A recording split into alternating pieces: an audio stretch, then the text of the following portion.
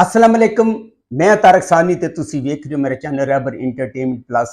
सुल्तान दी बतौर विलन एक बड़ी ही बेहतरीन और जबरदस्त फिल्म लैके तुहाडी खिदमत विच हाजिर हो रहे हैं।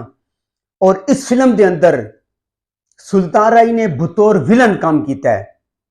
और अगर मैं कहवांगा कि सारी फिल्म सुल्तान राय दे गिरद घूमती है तो इस विच कोई झूठ नहीं होएगा, क्योंकि बशीरा की कामयाबी तो बाद इंडस्ट्री ते सुल्तान राय ने अरूज हासिल करना शुरू किया सी।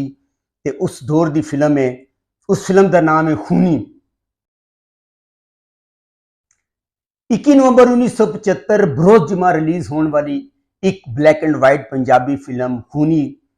इस फिल्म नू काज फिल्म ने रिलीज किया सी ते इस फिल्म का टाइटल रोल अदाकार सुल्तान राय ने अदा किया है।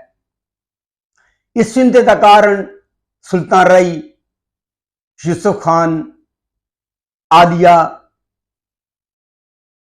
असद बुखारी, मुनव्वर ज़रीफ ते रजिया।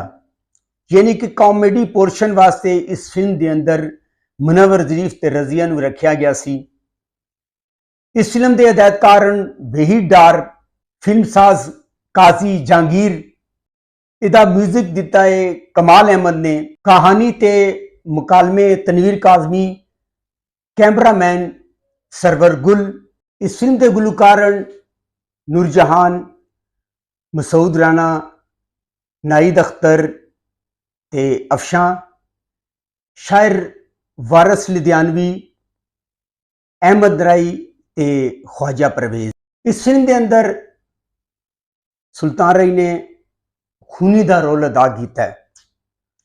और इस फिल्म को जदों आल पाकिस्तान रिलीज किया गया तो रावलपिंडी के निशाद सैलमे भी इस फिल्म को रिलीज किया गया सी। और इस फिल्म का जो मशहूर गाना है नी माजे दिए मोमबत्ती सारे पिंड विच चानण तेरा, ये मसूद राणा ते नाहिद अख्तर की आवाज विच यह गाना तुहानू मिलेगा। मैं सर्च किया लेकिन ये गाना मैनू भी नहीं मिलिया। खूनी का जो टाइटल रोल है अदाकार सुल्तान राय ने अदा किया है। और इन्ना खूनी होता है कि अपने प्यो नू भी कतल कर देंदा है। और एक पूरा कब्रस्तान दस्या गया जिन्हां बंदियां नू सुल्तान राय कतल करदा है और अपने खूनी होने का सबूत पेश करता है। इस फिल्म के अंदर कॉमेडी पोर्शन है जिहड़ा उस वास्ते मुनव्वर ज़रीफ और रजिया ने रखा गया। और कॉमेडी पोर्शन जिहड़ा इन्होंने बड़े अच्छे और बड़े बेहतरीन तरीके नाल संभालिया है। उस तो इलावा आलिया की परफॉर्मेंस बतौर हीरोइन आले की परफॉर्मेंस बड़ी अच्छी है। यूसुफ खान ने रूटीन का काम किया है, यानी कि जिस तरह तुसी बाबल फिल्म देखी होगी या इस तरह की फिल्म बतौर हीरो जिन्हों के अंदर यूसुफ खान ने काम किया सुल्तान राय दे नाल। और यूसुफ खान ने अपने रूटीन का जिहड़ा हीरो का काम है वह किया है। बहरहाल यह फिल्म जिहड़ी है ना सुल्तान राय की फिल्म है और सुल्तान राय ने बड़ी जबरदस्त और बड़ी बेहतरीन एक्टिंग का मुजाहरा किया है। और मैं तुहानू दोबारा दसता जावां कि यह फिल्म तुहानू यूट्यूब पर नहीं मिलेगी।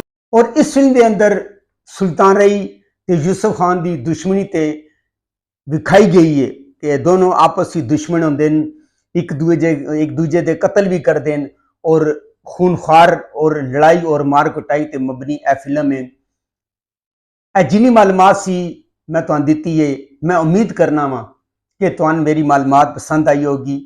अगर तुहानू मेरी मालूमात पसंद आवे तो मेरे चैनल को सबसक्राइब करो, लाइक करो ते शेयर करो ते प्यारा जा कमेंट्स करो ते अगली वीडियो तक रब राखा।